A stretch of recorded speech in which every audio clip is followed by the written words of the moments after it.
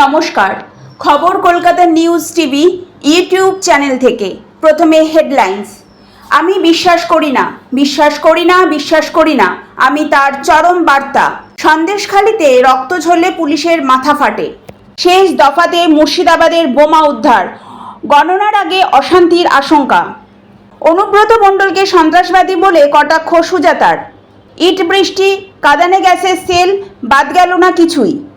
এবারে আসছি বিস্তারিত খবরে। ইট বৃষ্টি, কাঁদানে গ্যাসের শেল, বাদ গেল না কিছুই। সকলের নজর ছিল সন্দেশখালী। শেষ দফার ভোটের দিন সেই সন্দেশখালী বারে বারে তৃণমূল বিজেপি সংঘর্ষে উত্তপ্ত হয়ে উঠল। বয়ারমারিতে বিজেপির ক্যাম্প অফিসে হামলা চালানোর অভিযোগ ওঠে তৃণমূলের বাইক বাহিনীর বিরুদ্ধে। এরপর বাসন্তী রাজ্যের সড়কে গাছের গুঁড়ি ফেলে টায়ার জ্বালিয়ে অবরোধ শুরু করে বিজেপি। পুলিশকে লক্ষ্য করে ইট বৃষ্টি শুরু হয়, পাল্টা কাঁদানে গ্যাসের শেল ছড়ে পুলিশও। চলে আসেন বসিরহাটে বিজেপি প্রার্থী রেখা পাত্র।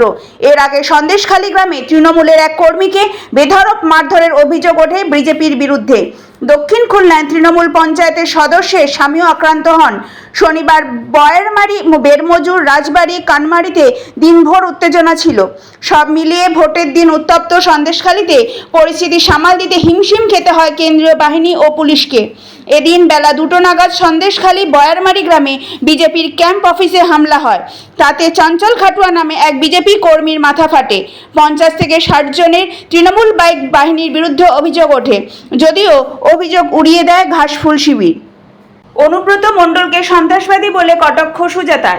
অনুব্রত মণ্ডলের ঝাঁঝ এতটাই মিলিয়ে গেছে যে বীরভূমে 2টো আসনই বিজেপি পাচ্ছে। বৃহস্পতিবার বাঁকুড়ার ওন্দা বিধানসভা এলাকার বিভিন্ন গ্রামে ভোট প্রচারে বেরিয়ে বীরভূম তৃণমূল জেলা সভাপতি অনুব্রত মণ্ডলকে এভাবেই চাঁচাছোলা ভাষায় আক্রমণ করলেন বিষ্ণুপুর লোকসভা কেন্দ্রের বিজেপি প্রার্থী সৌমিত্র খাঁর স্ত্রী সুজাতা খাঁ।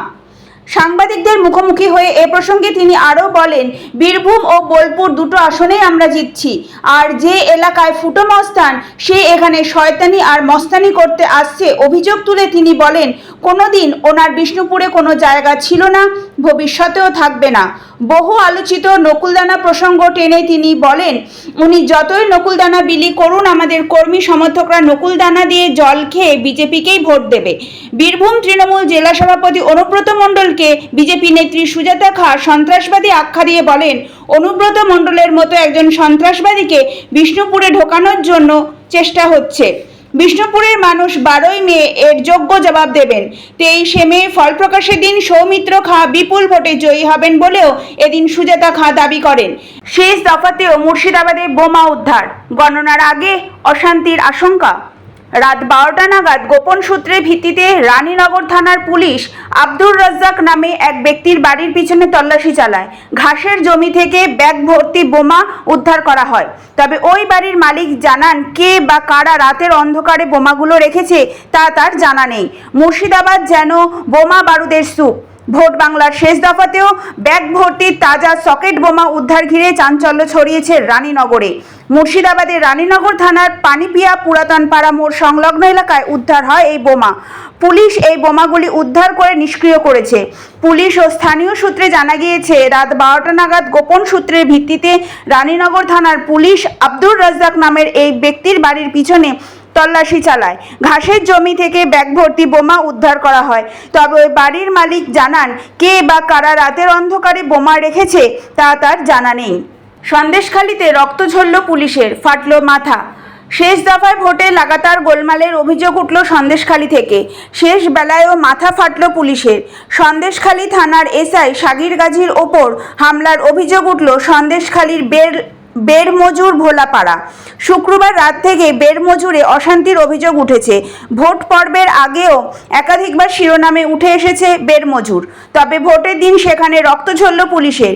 সূত্রের খবর, বেরমজুর ভোলাপাড়া ভোটগ্রহণের শেষে একটি বুথের পাশে তৃণমূল কর্মী সমর্থক, বিজেপি ও এসআইএফের কর্মী সমর্থকরা জড়ো হন বলে অভিযোগ। সেই সময় সেখানে কর্মরত ছিলেন সন্দেশখালী থানার এসআই সাগির গাজী লাঠি উঁচিয়ে গেলে পাল্টা তার ওপর হামলা হয় বলেই অভিযোগ। মাথা ফেটে যায় তার, শরীরের বিভিন্ন জায়গায় আঘাত লাগে। অন্যান্য পুলিশ কর্মীরা তাকে উদ্ধার করে প্রথমে সরবেরিয়া প্রাথমিক স্বাস্থ্যকেন্দ্রে নিয়ে যায়, পরে সেখান থেকে ক্যানিং হাসপাতালে নিয়ে যায়। আমি বিশ্বাস করি না, বিশ্বাস করি না, বিশ্বাস করি না। মমতার চরম বার্তা। মুখ্যমন্ত্রী মমতা বন্দ্যোপাধ্যায় বলেন 2016, 2019 ও 2021 সালের এক্সিট পোল দেখেছি, কোনোটাই মেলাতে পারেনি, কারণ এগুলো সব বিজেপির তৈরি, মিডিয়াকে খাইয়ে দেওয়া হয়েছে। 2 মাস আগেই এই এক্সিট পোলগুলি তৈরি হয়ে গিয়েছিল। এই এক্সিট পোলে বিশ্বাস করি না। ভোট পর্ব মিটতেই বিভিন্ন সংবাদ মাধ্যম ও সংস্থার এক্সিট পোল দেখে এমনটাই প্রতিক্রিয়া মুখ্যমন্ত্রী মমতা বন্দ্যোপাধ্যায়। তিনি দাবি করলেন এক্সিট পোলগুলির তথ্য ভুল। TV9 বাংলাকে দেওয়া এক্সক্লুসিভ সাক্ষাৎকারে মমতা বন্দ্যোপাধ্যায় বলেন, এই এক্সিট পোলগুলি 2 মাস আগেই তৈরি হয়ে গিয়েছিল, এগুলো সব বিজেপির তৈরি করা। মুখ্যমন্ত্রী মমতা বন্দ্যোপাধ্যায় বলেন 2016, 2019 ও 2021 সালের এক্সিট পোল দেখেছি, কোনোটাই মেলাতে পারেনি, কারণ এগুলো সব বিজেপির তৈরি, মিডিয়াকে খাইয়ে দেওয়া হয়েছে। 2 মাস আগে এই এক্সিট পোলগুলি তৈরি হয়ে গিয়েছিল, সেই কোম্পানিটাও বিজেপির কোম্পানি। অভিষেক আজ সাংবাদিক বৈঠক করবে, নিশ্চয়ই এই বিষয়ে কথা বলবে। বিজেপি কিছু লোক পোষে, সবাই বলে মিডিয়া থেকে ইটা উঠিয়ে দাও, ওটা লিখে দাও তার বদলে, মিডিয়া তখন মোডিয়া হয়ে যাবে। আমি অন্য রাজ্যের বিষয়ে বলতে পারবো না, কারণ আমি অন্য রাজ্য নিয়ে ধারণা নেই। তবে অখিলেশরা ভালো করবে, তেজস্বীরা ভালো করবে, স্ট্যালিনরা ভালো করবে, উদ্ভবরা ভালো করবে, যেখানে যেখানে আঞ্চলিক দল রয়েছে তারা ভালো ফল করবে।